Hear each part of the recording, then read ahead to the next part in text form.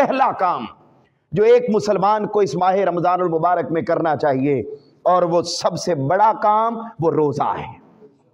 اور اللہ رب العزت نے قرآن مجید میں ارشاد فرمایا، معروف آیت قرآنی ہے، یا ایھا الذین آمنو، اے ایمان والو، کتب علیکم الصیام، تم پر روزے فرض کر دیے گئے، کما کتب علی الذین من قبلکم، جیسا کہ تم سے پہلے لوگوں پر فرض کر دیے گئے تھے۔ پوچھا باری تعالیٰ یہ پورا مہینہ ہم بھوک پیاس کیوں برداشت کریں؟ یہ پورا مہینہ ہم نفسانی خواہشات سے کیوں بچیں؟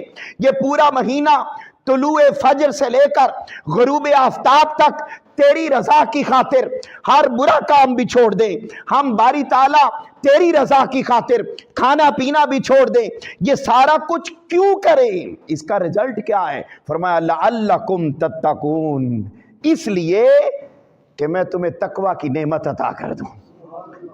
یہ کیوں روزہ فرض کیا؟ اس کا کیا مقصد ہے؟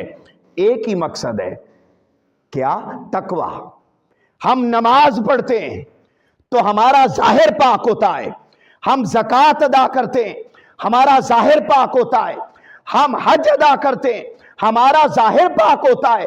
قربان جاؤں، اللہ رب العزت نے روزہ اپنے بندوں کے لیے ایسی عبادت بنائی ہے کہ اس سے نہ صرف ہمارا ظاہر پاک ہوتا ہے بلکہ تقوی کی صورت میں ہمارا دل اور ہماری روح کو بھی پاکیزگی میسر آ جاتی ہے۔ یہ تقوی کیا ہے؟ یہ روح کا پاک ہونا ہے۔